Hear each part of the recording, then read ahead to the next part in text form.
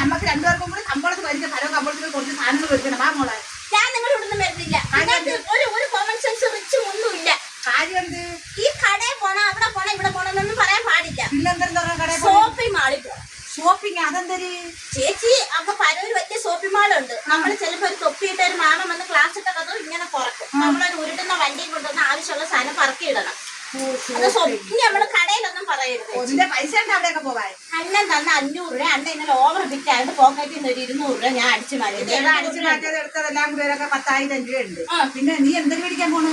ചേച്ചി ഞാൻ ഇങ്ങോട്ട് ഇറങ്ങി വന്നപ്പോഴേ ഈ ഡൽഹി ഫിസിക്സ് ജോലിയുള്ള പെണ്ണുങ്ങളുണ്ടല്ലോ, ചേച്ചി എന്തോ ഒരു മണം അവര് അടുത്തൂടെ പെണ്ണുകൂടെ സ്പ്രേ ഒന്നും അല്ല.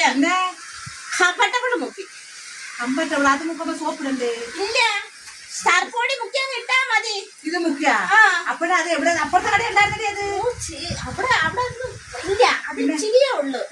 വലിയ ഷോപ്പിംഗ് മാളിലെ വലിയ കുപ്പിക്കകത്തുണ്ട്. അപ്പൊ അതിങ്ങനെ ഇച്ചിരി വെള്ളത്തിൽ ഒഴിച്ച് മുക്കി അത് പിഴിഞ്ഞു. പക്ഷെ ഒരു കാര്യമുണ്ട്, നീ എന്നെ ഷോപ്പിംഗ് മാളിലൊക്കെ വിളിച്ചോണ്ട് പോയിട്ട് അവിടെ ചെന്ന് എടി പെണ്ണുമ്പുള എന്ന പെണ്ണുമ്പുള എന്നൊക്കെ എന്നെ പെണ്ണുമ്പുള അങ്ങനെ പറയത്തില്ല.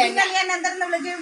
മാം, മാഡം എന്ന് വിളിക്കും. അതേ കണക്ക് റെസ്പെക്ട് ഇട്ട് എന്നാ വിളിക്കാം. മാഡം എന്നൊക്കെ വിളിച്ചാ അല്ല അവിടെ കിടന്ന് രാജി കോജിന്നൊന്നും വിളിക്കില്ല. ഞാൻ അങ്ങനെ വിളിക്കും. പക്ഷെ എനിക്ക് നമ്മള് റിച്ച് ആവണം ചേച്ചി. റിച്ച് ആവണം. നമ്മള് നല്ല ഇതായിട്ട് സ്റ്റാൻഡേർഡ് ആയിട്ട് നല്ല റിച്ച് ആയി ഒരാഴ്ച പണി നമുക്ക്